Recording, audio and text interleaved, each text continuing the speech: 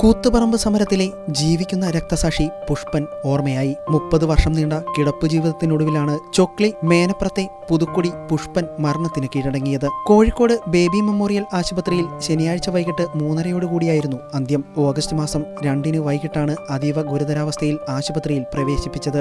പിന്നീട് ഹൃദയാഘാതമുണ്ടായതിനെ തുടർന്ന് വെന്റിലേറ്ററിലേക്ക് മാറ്റിയെങ്കിലും ജീവൻ രക്ഷിക്കാനായില്ല. കൂത്തുപറമ്പിൽ 1994 നവംബർ 25 നടന്ന ഡിവൈഎഫ്ഐ സമരത്തിനു നേരെയുണ്ടായ പോലീസ് വെടിവയ്പിൽ സുഷംന നാഡി തകർന്ന് 24-ാം വയസ്സിൽ കിടപ്പിലായതാണ് പുഷ്പൻ. ചികിത്സയും മരുന്നുമായി വേദനയിലൂടെയുള്ള നിരന്തര യാത്രയായിരുന്നു ജീവിതം. അസുഖബാധിതനായ ഓരോ തവണയും മരണമുഖത്തുനിന്ന് കൂടുതൽ കരുത്തോടെ തിരിച്ചുവന്നു. CPIM നോർത്ത് മേനപ്രം ബ്രാഞ്ചംഗമായിരുന്നു പുഷ്പൻ.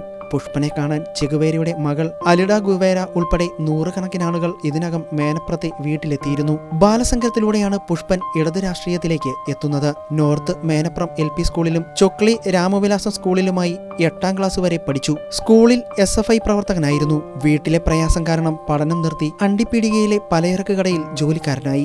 മൈസൂരുവിലും ബാംഗ്ലൂരുവിലും കടകളിൽ ജോലി ചെയ്തു. ബാംഗ്ലൂരുവിൽ നിന്ന് അവധിക്ക് നാട്ടിലെത്തിയപ്പോഴാണ് കൂത്തുപറമ്പ് സമരത്തിൽ പങ്കെടുത്തത്. പരിയാരം മെഡിക്കൽ കോളേജ് സ്വാശ്രയവൽക്കരിക്കുന്നതിനെതിരെ അന്നത്തെ സഹകരണ മന്ത്രി MV രാഘവനെ കരിങ്കൊടി കാണിക്കുന്നതിനിടെ പോലീസ് നടത്തിയ വെടിവയ്പിലാണ് പുഷ്പനും പരിക്കേറ്റത്. KK രാജീവൻ, KV റോഷൻ, ഷിബുലാൽ, ബാബു, മധു എന്നിവർ രക്തസാക്ഷികളായി.